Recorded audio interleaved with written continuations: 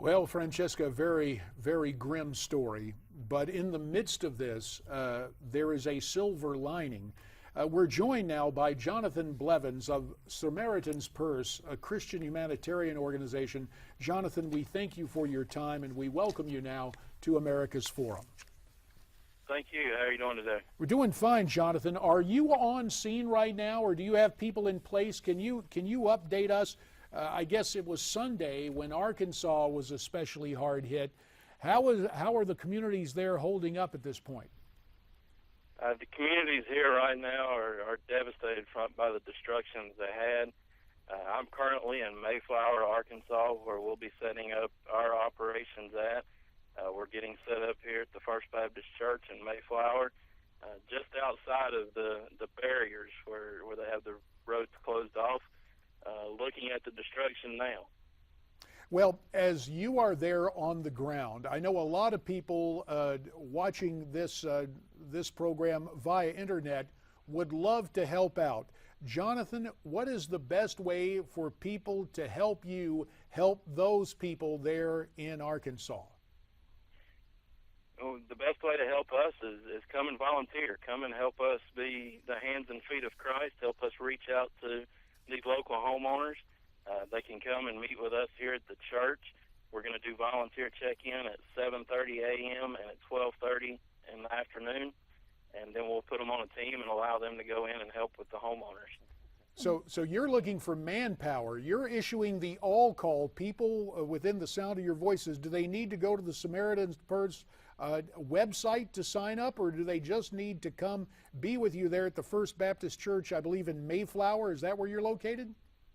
We are in Mayflower, and they can go to our website and register to volunteer. It's spvolunteernetwork.org. What safety advice do you think you can offer to people with the approaching storms coming up, both pre-storm and post-storm? Pre-storm, the best thing is they need to get in a safe place.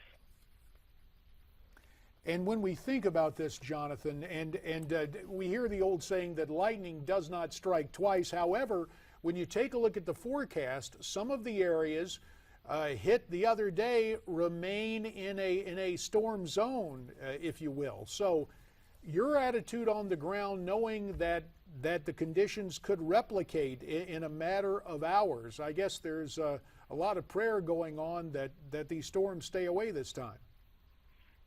Very true. I mean, are bathing in prayer, and our attitude here is the safety is first, the safety of our staff and our team, and the safety of our volunteers if the storms do happen to come back through this area. Now, Jonathan, when you look at this situation, and you were calling for volunteers to come down there, but if we had to put together a hierarchy of needs at this point in time, would number one be drinking water, number two, non-perishable foods? You tell me, you're the guy on the ground who's had to deal with this. Outline maybe the top 3 or 4 needs of the people there on the ground. The needs right now, they do have some water issues. So there is some organization taking, as far as non-perishable items and water and things like that. We don't take those type of donations, but there are folks here in the area that do.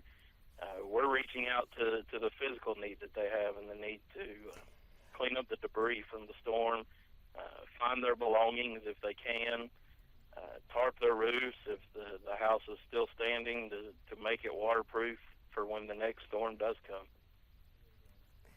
And can I ask you, I know Arkansas saw a similar situation back in 2011 with a similarly destructive tornado. Would you say that the devastation this time round is more shocking than it was back then? I didn't actually see the devastation in 2011, but this here is very shocking to the folks that I've talked to here on the ground. The pastor of the church that we're at here now was very humbled to have us here, and along with his congregation. Jonathan Blevins, we only have about a minute and a half left, and this gives us a chance to amplify the mission of Samaritan's Purse. You were making the distinction that the drinking water, the non-perishables, are brought in by others. Again, the mission for you and Samaritan's Purse there in that troubled area. In the minute and a half we have remaining, please outline that for us once more, if you would, please, sir. Our mission with Samaritan's Purse is to be the hands and feet of Christ. We're reaching out to help the physical needs of these people and to do it in Jesus' name. Our volunteers will go out and they will do everything that we can to help the homeowners here clean up, to get life as back to normal as possible. To, if their home is still there, to make it where they can get back in it. If they have belongings scattered everywhere, we want to help them find as much as they can salvage. So really to put their lives back together, Jonathan Blevins of Samaritan's Purse, the website again, SamaritansPurse.org, to find out how you can help. And Jonathan, we appreciate you checking in with us today. We know you're busy. We look forward to talking to you again for an update in the days to come. Thank you. All right, thank you for your time. Thank you very much, Francesca Page. We appreciate you checking in on this story, and we appreciate it very much. And when we come back, it'll be your turn. Your comments via social websites and social media on the major stories of the day. Again, you've got time to get to us. Comment via Twitter at Newsmax TV, hashtag America's Forum.